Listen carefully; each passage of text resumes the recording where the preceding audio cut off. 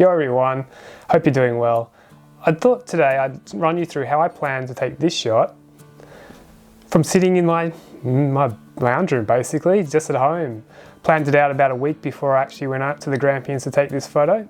I've been to this location once about 5 years ago, but just took a couple of shots, random shots of the lake, and that was it.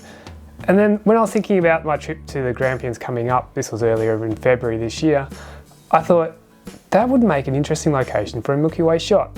So I started my planning. Firstly, I had to work out, would that Milky Way line up with that tower in the water? And also, what time would I need to get out of bed to go take that shot?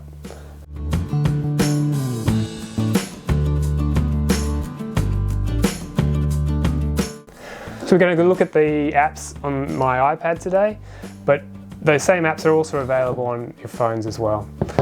So let's get started. First up, I go to my favourite app that I have, the one that I use for pretty much all my planning, which is called Sun Surveyor. Sun Surveyor isn't a free app, it actually does cost some money. I think it's around that $15 mark, but for me, it was value well spent. Starting up Sun Surveyor here, we can see that it's already pinged our point here in Melbourne. First up, we'll do the search bar up the top here, and the place we're going to is Belfield Lake in the Grampians. There it is, click on that one, and we've arrived.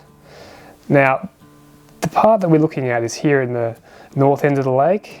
It's actually a man-made lake. As you can see, there's a dam wall, and this is the water tower. Well, I've just put the X on top of the water tower, as you can see there.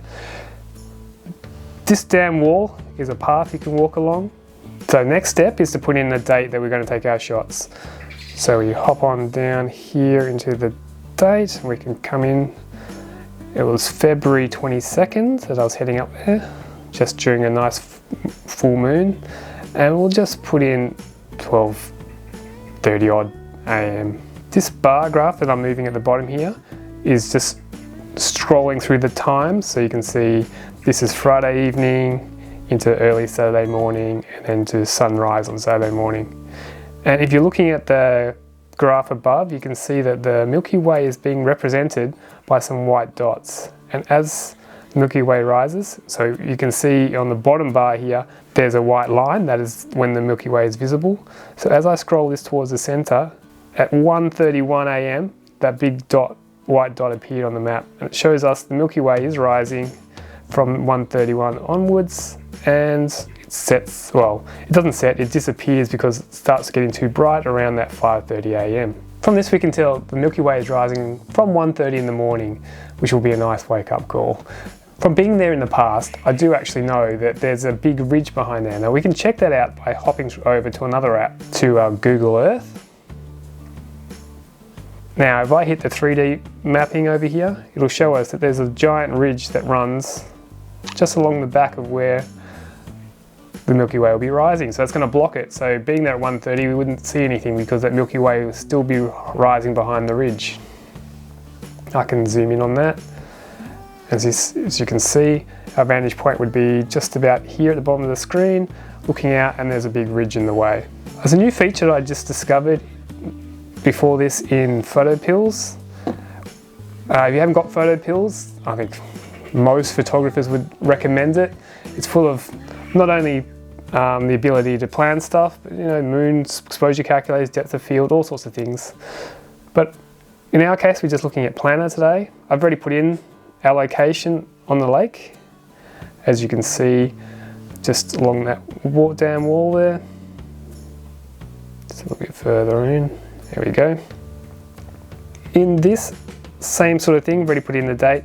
You can see the Milky Way is coming up over here, represented by those dots again. The new feature I've discovered is there's a black pin, and you can place this somewhere else on the map and it'll tell you the height difference between the red pin and the black pin. So we have a look here, we can turn on the black pin up the top there, we can grab our pin here, and we can place it somewhere along that top of that ridge there, sort of on that line of where the Milky Way will be rising. And we can see we're getting sort of a 9.37 degree difference in our altitudes. Our Milky Way needs to rise above sort of 10 degrees for us to be able to see it. So if we swap back to Sun Surveyor, if we hit this top left menus up here, we can go to 3D Compass. And this gives us a 3D representation of what the night sky will look like. And if I play with the timeline at the bottom, you can see the Milky Way is rising. There's a whole lot of information panels along the bottom here, all sorts of things, you know, sunrise, sunset, all that sort of information. Now we hit this one that says Milky Way Center, and as we drag it around, we can see that there's information here telling us how high the core is above the ground. If we went and said approximately 10 degrees above the horizon, it tells us about 2:30 AM onwards, the Milky Way core will be above that ridge and rising higher and higher. Probably best to get there around 2 o'clock, and that way we can set up our tripod, set up our shot, and wait for that Milky Way to rise just as we're pretty much ready to shoot. That's about it, guys. Thanks very much for watching. That's how I planned that shot, just from hanging out in my own house, trying to work out what I was going to do.